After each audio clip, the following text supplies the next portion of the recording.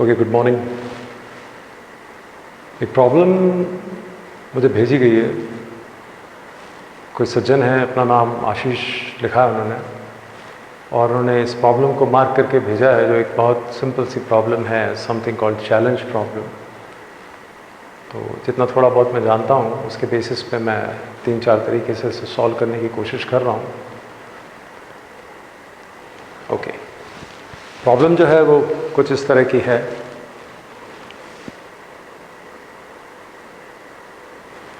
There are two batteries and there is a resistance, और तीनों branch में से करंट वर्कआउट करके बतानी है।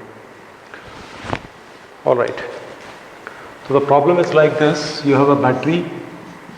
This battery is 8 volt with a resistance of 4 ohm.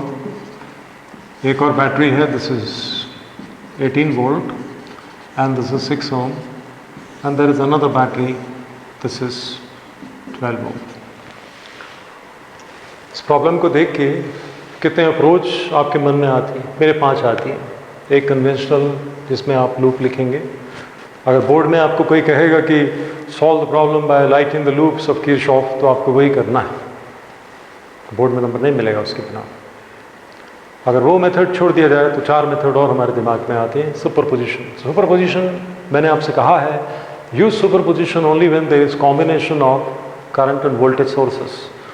क्या प्रोसीजर होता है? Short the voltage sources, open the current sources one by one at a time, calculate the cumulative current in any branch and then find out the total sum of that current using the proper directions. वो फिर से एक lengthy method है, I don't personally prefer it. तो बाकी 2-3 तरीके जिनसे बहुत सिंपली ये किया जा सकता है। इसमें देखते ही लग रहा है कि बहुत सारे पॉइंट के पोटेंशियल हमें पहले से पता है। तो हमें बहुत सारे पॉइंट के पोटेंशियल पता होते हैं, तो instead of going for loops we go for nodal approach. So एक पॉइंट का पोटेंशियल हम हमेशा से मान सकते हैं ग्राउंड 0, तो मैं इसका पोटेंशियल 0 कर लेता हूँ। अगर ये 0 है तो ये पोटेंशियल हो जाएगा -18 वोल्ट और ये पोटेंशियल हो जाएगा -8 वोल्ट। ये मुझे मालूम नहीं, तो मैं इसका नाम x लिख देता हूँ। तो अगर मैं करंट्स लिखूंगा, outgoing current, outgoing current, outgoing current, तो इन सब का सम 0 होना चाहिए बाय किरचॉफ्स लॉ। तो आप कहेंगे this very simple, x minus minus यानी x + 8 divided by 4 plus this will be x + 18 divided by 6, and that will be x by 12 is equal to 0. If you take the LCM 12 and send it to 0, you get 3x plus 24 plus 2x plus 36 plus x is equal to 0. x, 2x, 3x, 6x, 24, 36, 60 minus 60, x is equal to -10 volt. So now you know that this voltage is equal to -10 volt. So if you know this voltage to be -10, then you can write the currents. ये -8 है, ये -10 है, तो ये बड़ा है, ये छोटा है। 8 minus -10, ये जो आएगा आपका, this will be +2 volt, तो करंट ऐसे जाएगी 8, 10, तो this will be 2/4 यानी कि 1/2 एम्पियर। x 0, 10, 0, तो 0, 10 करंट ऐसे आएगी, कितनी आएगी? 0 minus -10, 10, तो 10/12, 10/12 यानी कितनी मिल गई? 5/6। अब आप चाहें तो 5/6 ऐसे आ रही है, वो ऐसे आ रही है, तो ये निकाल सकते हैं। अदरवाइज ये -10 है, ये 18 है, ये बड़ा है, ये छोटा है, तो 8/6 यानी कितनी हो गई? 4/3।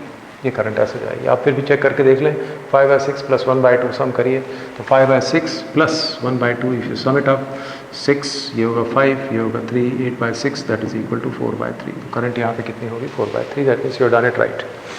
So this is one method, perhaps the simplest method. The next method that I can think of is basically the method that we teach you in grouping. उसमें हम क्या करते हैं? फॉर्मूला यूज़ कर लेते हैं। जब भी शॉर्टकट में काम करना हो, you can use the formula. Formula का प्रूफ भी आपको कराया हुआ है। आप इसके केस में देखते हैं E1 है, E2 है, R1 है, R2 कैपिटल R है। फॉर्मूला क्या होता है? E1/R1 plus E2/R2 divided by 1/R1 plus 1/R2. This is E equivalent. What is R equivalent? 1/R equivalent is equal to 1/R1 plus 1/R2. Let us put the values. Okay, E equivalent. E equivalent कितना देगा? E1/R1, that is 8/4, 18/6 divided by 1/4 plus 1/6. Solve करते हैं। यहाँ LCM लेते हैं 24।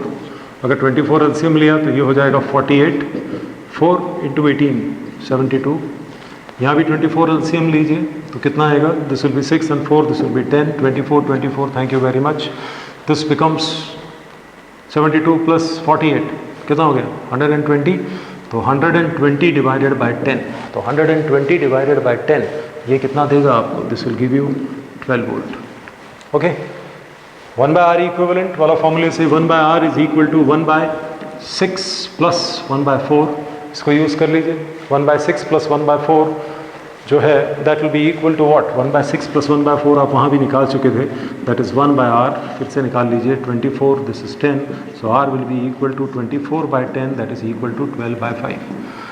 तो ये आपका सिंप्लीफाई होके क्या बन गया, this is a circuit like this, जिसका इक्विवेलेंट कितना है 120/10 यानी 12 वोल्ट, तो 12 वोल्ट की आपकी सेल बन गई।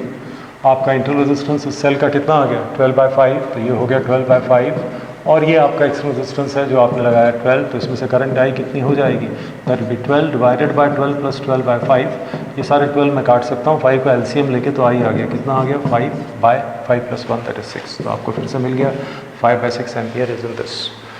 तीसरा तरीका जिसे आप कर सकते हैं वो कौन सा है, थेवेनिन। थेवेनिन, नॉर्टन, ये सब टेक्निक्स बेसिकली ग्रेजुएशन लेवल पे आती हैं। आप अगर सोचें कि इनकी अभी की ज़रूरत नहीं है, हाँ ज़रूरत नहीं है, बिल्कुल नहीं है, आपको पढ़ाता भी नहीं होगा, है ना, स्टार डेल्टा ज़रूरत नहीं है, Laplace transform, Fourier transform, Bode plot, Nyquist plot, जैसे जैसे आप लाइफ में आगे जाएंगे वैसे वैसे आप वो चीज़ों से एक्सपोज होंगे। अभी आप गॉस लॉ लिखते हैं, इस फॉर्म में लिखते हैं, वहाँ आप लिखेंगे डाइवर्जेंस के फॉर्म में, तो वो जब वक्त आएगा अपने आप हो जाएगा, है ना, shifting the things lower, actually this a simple strategy people follow, but let us not talk about that. Thevenin लिखेंगे तो कैसे लिखेंगे, ओपन सर्किट वोल्टेज लिखिए, ओपन सर्किट वोल्टेज कैसे लिखेंगे, इसको हटाइए यहाँ से, कितना होगा, इसमें घूम जाइए, 18 and 8 कितना हो गया 10, 4 और 6 कितना हो गया 10, तो करंट कितनी हुई इस लूप में 1 एम्पियर।